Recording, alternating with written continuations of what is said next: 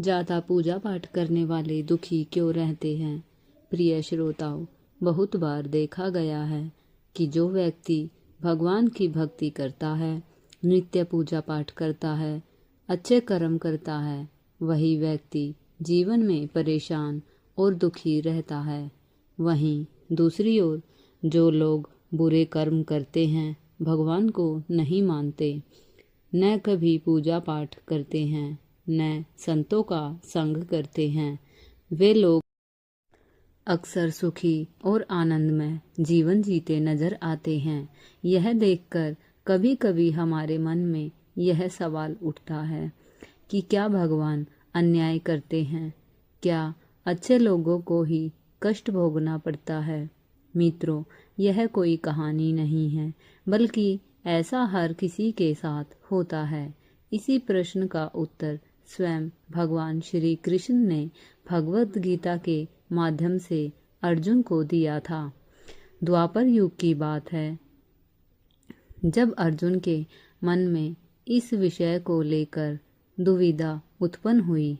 वे भगवान श्री कृष्ण के पास पहुँचे और विनम्रता पूर्वक बोले, हे कृष्ण, मैं यह देखकर हैरान हूँ कि जो व्यक्ति अधिक पूजा पाठ करता है, आपका नाम स्मरण करता है, वही सदा दुखी और परीक्षा में पड़ा रहता है, जबकि जो व्यक्ति अधर्म की राह पर है, वह सुखी और निरंतर जीवन का आनंद लेता है। कृपया इस रहस्य को मुझे समझाइए। अर्जुन की बात सुनकर भगवान श्री कृष्ण मुस्कुराए और बोले, हे पार्थ, इस गूढ़ प्रश्न का उत्तर एक कथा में छुपा है। मैं तुम्हें एक छोटी सी कथा सुनाता हूँ, जिससे यह रहस्य स्पष्ट हो जाएगा। मित्रों, उस छोटी सी कहानी के बारे में एक गुरु के दो शिष्य थे। दोनों ही पढ़े लिखे विद्वान थे। दोनों में फर्क सिर्फ इतना था कि एक भगवान को मानने वाला था और दूसरा भगवान को ना मानने वाला नास्तिक था। एक ऐसा था जहाँ पर भगवान की कथा होती थी, जहाँ सत्संग होता था, वहाँ भजन होता, वहाँ दौड़ के चला जाता और भगवान की पूजा पाठ करने लगता। दूसरा शिष्य इन सब चीज़ों से काफ़ी दूर रहता था। वह शराब पान भी करता था, वेश्याओं के साथ रमण करता था। सारी की सारी बुरी आदतें दूसरे शिष्य में थी। एक दिन ऐसा हुआ कि एक शिष्य शराब पीकर अनाप शनाप बोलते हुए रास्ते में पैदल चलते हुए अपने घर को जा रहा था। अचानक उसको रास्ते में पैसों से भरा एक बैग मिल जाता है। पैसों का बैग मिलते ही उसकी खुशी का ठिकाना नहीं रहा। वह जोर जोर से चिल्लाते हुए सबको बताने लगा कि मुझे आज पैसों से भरा बैग मिल गया, मेरा जीवन सफल हो गया। इन पैसों से मैं अपने जीवन की आवश्यकताओं की पूर्ति करूंगा। वहीं दूसरा शिष्य मंदिर से भजन करते हुए अपने घर को जा रहा था। अचानक उसके पैर में एक बड़ी सी लोहे की कील घुस जाती है और उसके पैर से बहुत सारा रक्त निकलने लगता है। ठीक उसी समय दूसरा शिष्य भी वहां पहुंच जाता है और हंसते हुए उसको बोलने लगता है,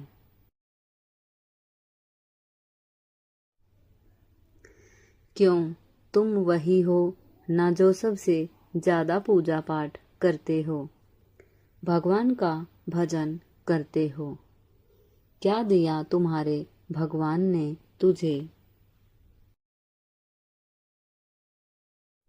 मुझे देखो, मैं कभी मंदिर नहीं गया, मैंने कोई भी काम अच्छा नहीं किया, मेरे घर में भगवान का मंदिर भी नहीं है, मैंने कभी अपने घर में सत्यनारायण भगवान की कथा नहीं कराई, भगवान के सामने कभी माथा नहीं टेका, फिर भी मैं कितना संपन्न हूँ, अमीर हूँ, मेरे पास पैसों की कोई कमी नहीं है। दुनिया में सबसे ज़्यादा सुखी जीवन मैं ही जी रहा हूँ। अच्छे शिष्य को उसकी बात चुभने लगी। उसने मन ही मन विचार किया, हाँ, यह तो सच बोल रहा है। मैं कितनी पूजा पाठ करता हूँ, मैं कितना भगवान को याद करता हूँ, फिर भी मैं इतना दुखी हूँ और यह कुछ नहीं करता, फिर भी कितना सुखी है। इतना सोचते हुए वह अपने गुरु के पास चला जाता है और यही प्रश्न वह अपने गुरु से करता है। गुरुजी मुस्कुराते हुए उससे कहते हैं, हे वत्स, भगवान जो करते हैं अच्छे के लिए ही करते हैं, जिसकी जैसी योग्यता होती है उसको उसी के अनुसार फल देते हैं। अब मैं तुम्हारे प्रश्नों का उत्तर देता हूँ। तुम जानते हो भगवान ने तुम्हारे पैर में कील क्यों चुभोई और पैसों से भरी हुई बैग क्यों मिली? तो सुनो वत्स, तुमने पिछले जन्म में बहुत पाप किया था, इसलिए तुम्हारी आज मौत होने वाली थी, लेकिन तुम बच गए क्योंकि तुम मंदिर गए थे, तुमने भगवान की पूजा की थी। यही एक कारण है कि तुम्हारी मौत ना होकर सिर्फ पैर में एक कील चुभी। अब तुम्हारे मित्र की बात करते हैं। पूर्व जन्म में वह एक संत महापुरुष था, इसलिए उसकी आज किस्मत बदलने वाली थी। वह आज करोड़ों की संपत्ति का मालिक बनने वाला था, मगर इस जन्म में उसने कोई भी अच्छा काम नहीं किया, इसलिए पूर्व जन्म के फल के अनुसार उसको थोड़े ही पैसे मिले, जबकि वह आज अरबों की संपत्ति का मालिक बनने वाला था। इसलिए वत्स, भगवान को दोष देना छोड़ दो, अपने वर्तमान के समय का सदुपयोग करो, भविष्य अपने आप सुधर जाएगा। गुरुजी की बातें सुनकर उसकी आंखें खुल गई और वह फिर से अपने पूजा पाठ में लग गया। जीवन में वाणी पर नियंत्रण अत्यंत आवश्यक है, क्योंकि शब्दों से दिए गए घाव कभी नहीं भरते। जब भी अवसर मिले किसी के लिए सारथी बनिए, स्वार्थी नहीं। परमात्मा के सिवाय कोई भी व्यक्ति सच्चा प्रेम नहीं कर सकता, क्योंकि बाकी सब रिश्ते केवल लेन देन पर आधारित होते हैं। यदि ईश्वर ने वह ले लिया जिसे खोने की आप कल्पना भी नहीं कर सकते थे, तो वह निश्चित ही कुछ ऐसा भी देंगे जिसकी आपने कभी कल्पना तक नहीं की होगी। समय के साथ हर इंसान को यह एहसास हो ही जाता है कि केवल ईश्वर का प्रेम ही हमारे साथ अंत तक रहता है, चाहे हम उसे प्रेम करें या नहीं। हमेशा वही कार्य करे जो सही है, ना कि वह जो आसान हो। जब हम सच्चे मन से प्रार्थना करते हैं तो ईश्वर हमें हमारी बातों से कहीं अधिक सुनता है, हमारी कल्पना से अधिक देता है और अपने समय व तरीके से देता है। गरीबी का दिया गया सबक इंसान को भीतर तक बदल देता है। रावण ब्राह्मण होते हुए भी असुर बन गया और शबरी दलित होते हुए भी देवी बन गई। जीवन में हमारी नियति कर्मों से निर्धारित होती है, न कि जन्म और जाति से।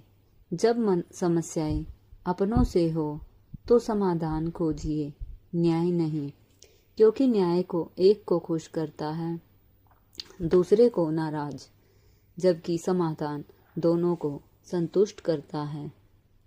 समय का चक्र बड़ी तेजी से घूमता है, इसलिए ना ही अपने बल का अहंकार करे और ना ही धन का। भगवान श्री कृष्ण कहते हैं कि जैसे उबलते पानी में परछाई नहीं दिखती, वैसे ही एक अशांत मन में किसी भी समस्या का समाधान नहीं मिल सकता। इसलिए शांत मन से सोचिए, हर समस्या का समाधान मिलेगा।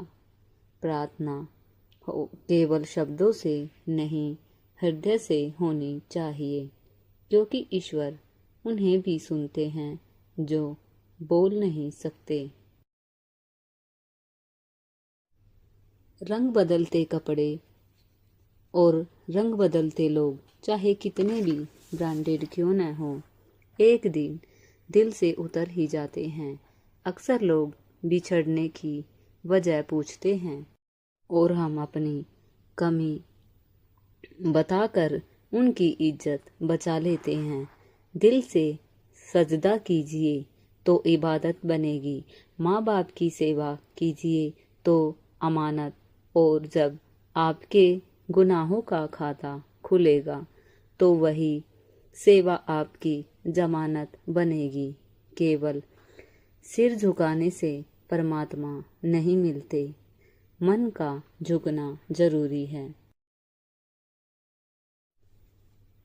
हर इंसान के जीवन में एक ऐसा समय अवश्य आता है जब उसे गहराई से यह महसूस होता है कि इस संसार में यदि कोई सच्चा है तो वह केवल ईश्वर है। यह दुर्भाग्य है कि लोग पत्थर की मूर्तियों को तो अपने घर में स्थान देते हैं, लेकिन जीवित माँ बाप को नहीं।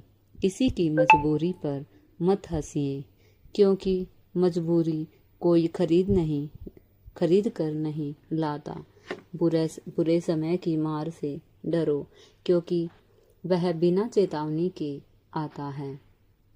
श्री कृष्ण कहते हैं कि इंतजार करने वालों को उतना ही मिलता है जितना कोशिश करने वाले छोड़ देते हैं।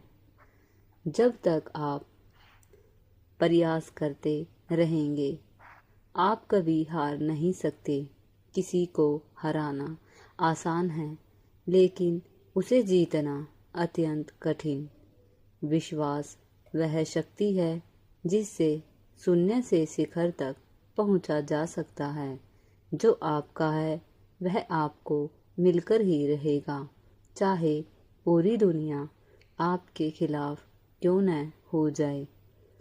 समय जब न्याय करता है तो गवाहों की आवश्यकता नहीं होती, क्योंकि न्यायाधीश भले गलत हो, लेकिन द्वारकाधीश कभी नहीं। जीवन में धन दौलत से ज़्यादा जरूरी है सच्चा विश्वास और सत्कर्म, क्योंकि सच्चा सुख महलों में नहीं बल्कि सच्चे दिलों में गूंजती हंसी से होता है। दुनिया में सबसे बड़ी शक्ति है भक्ति, जो न हाथों से होती है, न आँखों से, न धन से और न ही बल से, बल्कि केवल भाव से होती है। भक्ति एक एहसास है, एक जुड़ाव है परमात्मा से, जिसमें प्रेम ही सबसे बड़ा माध्यम है। जो इंसान यह जान लेता है कि कब, कहाँ और कैसे बोलना है, उसकी सफलता निश्चित है। शब्द एक बार निकल जाए तो वापस नहीं आते, इसलिए सोच समझकर बोलना ही बुद्धिमानी है। जिंदगी में चाहे कितनी भी कठिनाइयाँ क्यों न आए, हमेशा उम्मीद, संयम और श्रद्धा बनाए रखिए, क्योंकि एक सच्चे दिल की प्रार्थना, एक सच्चे कर्म की लो और एक सच्चे प्रेम की शक्ति जीवन को बदलने की सामर्थ्य रखती है। मित्रों, यदि इस कहानी ने आपके दिल को छुआ हो, अगर एक भी बात ने आपके जीवन की सोच को बदला हो, तो वीडियो को लाइक करें, शेयर करें और हमारे चैनल को सब्सक्राइब ज़रूर करें। कमेंट करके बताइए कि आज की बातों में आपको सबसे ज़्यादा प्रेरणा किससे मिली। जय श्री कृष्णा, राधे राधे। फिर मिलेंगे एक नई कहानी, एक नई सीख के साथ। तब तक के लिए स्वयं पर विश्वास रखें और ईश्वर में आस्था। धन्यवाद।